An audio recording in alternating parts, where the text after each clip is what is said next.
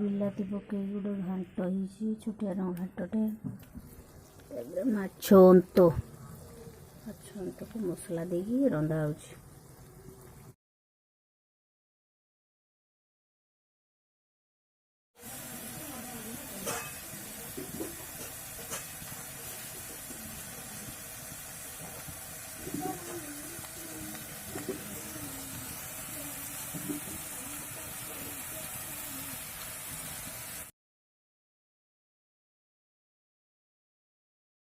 ବିଲାତି ପକେଇ ଗୋଟେ ଘାଣ୍ଟ ହେଇଛି, ଛୋଟିଆ ଘାଣ୍ଟଟେ।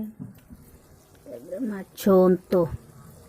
ମାଛ ଅନ୍ତକୁ ମସଲା ଦେଇକି ରନ୍ଧା ହଉଛି।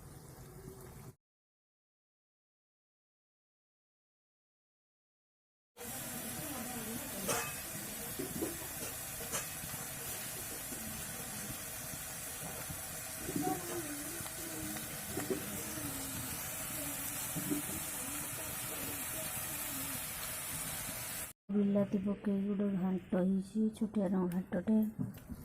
ତାପରେ ମାଛ ଅନ୍ତକୁ ମସଲା ଦେଇକି ରନ୍ଧା ହଉଛି।